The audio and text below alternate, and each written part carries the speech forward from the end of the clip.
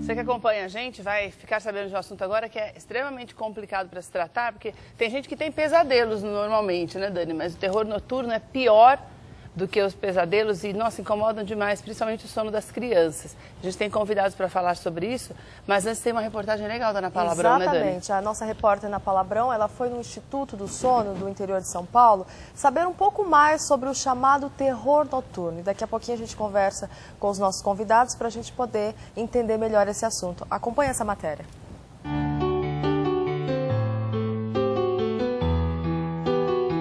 Uma noite mal dormida pode significar um dia cheio de indisposição. As consequências disso todo mundo conhece: irritabilidade, desatenção e dor de cabeça. Muita gente tem problemas com o sono, não consegue dormir, tem dificuldade para manter o sono, ou acorda antes da hora e não consegue retomar o sono. Pessoas que roncam, falam à noite, se mexem exageradamente. Mas existem aquelas que sofrem com um episódio: o terror noturno.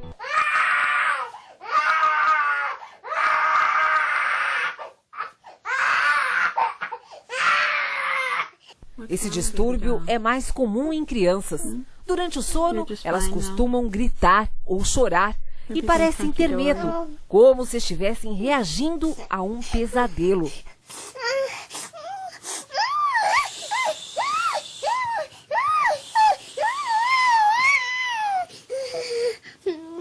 Elas podem sentar na cama, agitar braços e pernas e parecem aterrorizadas.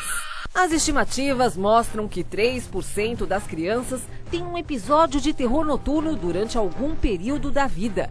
E 1% dessas crianças levam o distúrbio para a vida adulta. Um dos exames que ajuda no diagnóstico da doença é a polissonografia. É um procedimento que facilita na escolha do tratamento adequado para o paciente.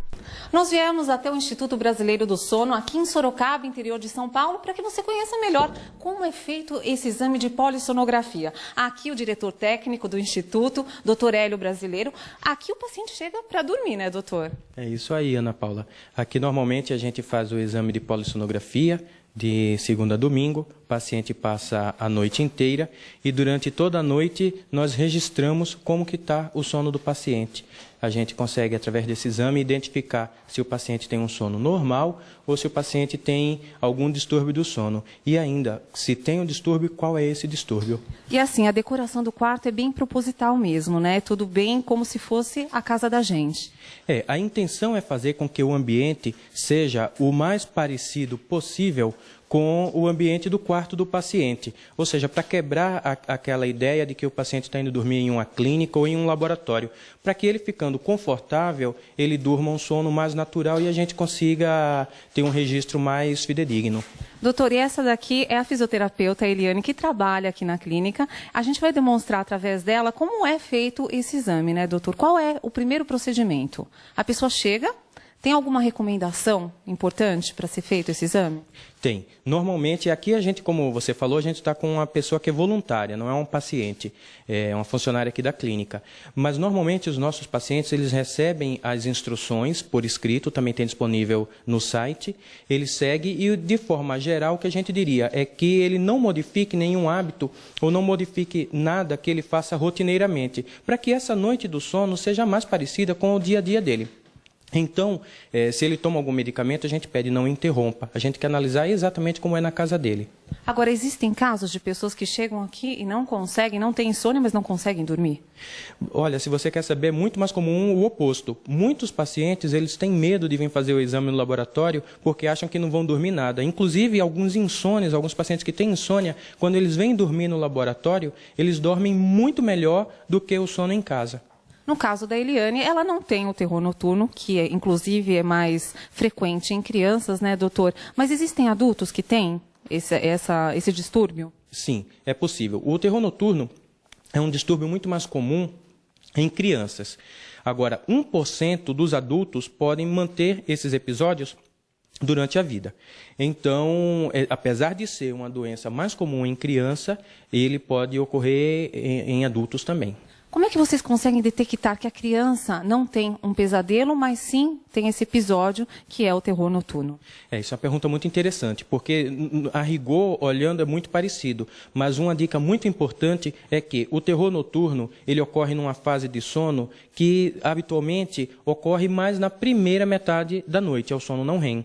Enquanto que o pesadelo ocorre no sono REM, que ocorre mais na segunda metade da noite. Assim sendo, se aquele episódio está na primeira metade da noite, quem vê o episódio provavelmente está vendo um terror noturno. Se na segunda metade, um pesadelo. Mas através da polissonografia, ao se olhar o eletroencefalograma, que é um dos itens que é captado durante o exame, a gente consegue dizer se esse paciente está em uma fase de sono em que ocorre pesadelo, ou se está em outra fase do sono na qual ocorre o terror noturno. A polissonografia precisa para isso. Agora, doutor, existe uma causa? Por que a criança tem, normalmente, esse episódio? Para eu falar para você uma causa específica, não. Mas eu posso falar para você que tem fatores predisponentes. Por exemplo, a alteração de temperatura. Quando a criança está gripada, quando a criança está com febre, é mais fácil ter episódios de parassonia como um todo, entre elas o terror noturno. Se a criança teve um dia com muitas emoções, sejam positivas ou negativas, por exemplo, emoção positiva, uma festa de aniversário, ou negativa, algum problema na escola, é mais comum de ter o terror noturno como todas as outras parassonias. E também a gente tem algumas doenças do sono que predispõe à parassonia. A apneia do sono pode ser um fator que desencadeie o terror noturno também. Agora, no caso, ali as técnicas estão colocando os eletrodos, né? Ela vai ficar durante todo o sono com esses eletrodos, né, doutor? O paciente, quando ele vem, a gente monta na forma como a gente está montando aqui na Eliane, fisioterapeuta, a voluntária. Mas a diferença é que o paciente deita, dorme com toda essa monitorização. E o sinal obtido com esses fios aqui embaixo, esses sinais são enviados lá para a sala de controle e fica tudo registrado em computador. E com esse registro, no dia seguinte, é possível se analisar tudo o que ocorreu durante o sono. Inclusive imagens. No caso de terror noturno, é muito importante a gente colher a imagem da criança. A gente fica com a imagem gravada no HD do computador para que depois a gente possa assistir e confirmar de fato que naquele instante em que estava numa fase do sono em que ocorre o terror noturno, ocorreu o episódio na imagem, no filme, eles estão ao mesmo tempo e confirma que é o terror noturno. Bom, e o doutor já me disse que toda essa instalação dos eletrodos dura cerca de 20 minutos. Ali a câmera de monitoramento, olha só, onde o paciente vai ser monitorado durante toda a noite, né, doutor? Isso aí. Ele vai ser acompanhado pelas técnicas de polissonografia, elas vão ter constante visão do que está ocorrendo aqui no quarto, bem como, se for o caso, se for necessário, filmar a imagem que ela está acompanhando lá em cima. Bom, é importante dizer que essa polissonografia, a gente está falando hoje do terror noturno, mas ela pode detectar outros distúrbios do sono, né? Como, doutor? Por exemplo, ela é muito importante para o diagnóstico do ronco, da apneia do sono, é muito importante para o caso de insônia, para avaliar o que pode estar causando a insônia. Ela é muito importante para outras parassonias, como pesadelos. É importante para o diagnóstico da narcolepsia, que é uma doença que causa muito sono. É importante para o diagnóstico dos movimentos periódicos de pernas, ou síndrome de perna inquieta. Ele é um exame completo para se avaliar a qualidade do sono. Doutor, por que é importante os pais que perceberem esses sintomas nos filhos levarem, então, para eles se submeterem a esse exame?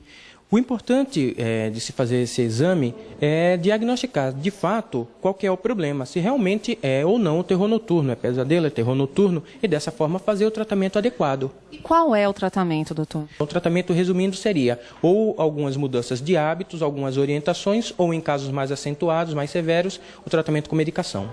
Para identificar se o seu filho sofre com um distúrbio do terror noturno, preste atenção para os sintomas. Despertar abrupto do sono, fisionomia de pavor, impossibilidade de confortar a criança. O paciente não se lembra do ocorrido. O distúrbio compromete a qualidade de vida do paciente.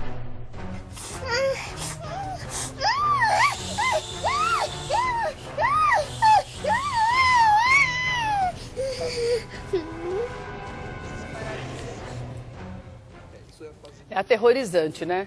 E nós vamos saber mais detalhes sobre isso, mas antes, Dani, vamos para as ruas, porque tem muita gente que não sabe o que é esse transtorno, Exatamente. O que é o terror noturno, e nós vamos saber se as mães podem reconhecer. Você acha que a maioria sabe? Eu acho que acredito que não, viu, Keila? também É um acho que assunto não. que às vezes a pessoa é um desconhecido, é um Acho que assunto muita gente desconhecido. pensa que é pesadelo, né? Acho que é pesadelo. Bom, vamos ver o que as pessoas estão achando. Aí a gente já volta para conversar com os nossos convidados, olha só.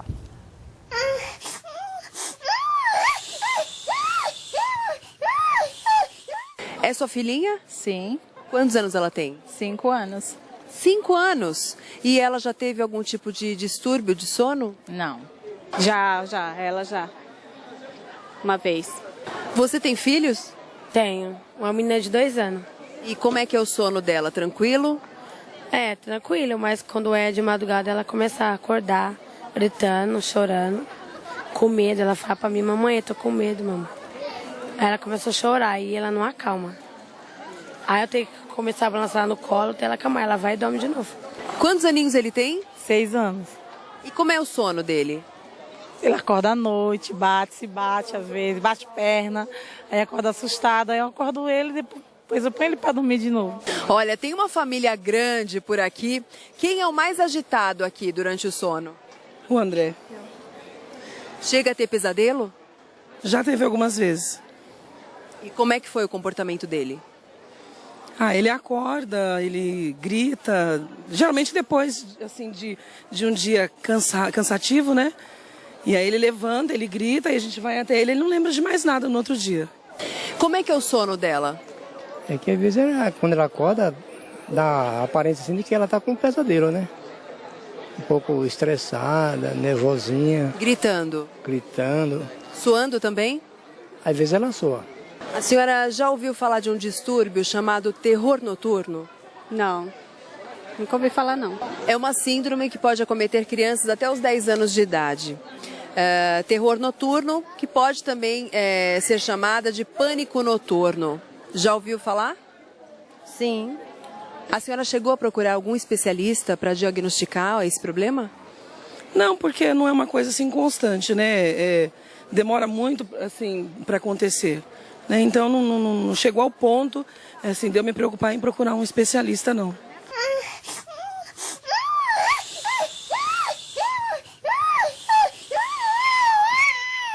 Tem muitas mães que identificam o problema, mas não sabem que é o transtorno e também não sabem que tem tratamento. O Dr. Moisés Schenchinski, que está aqui, é pediatra, vai conversar com a gente sobre isso.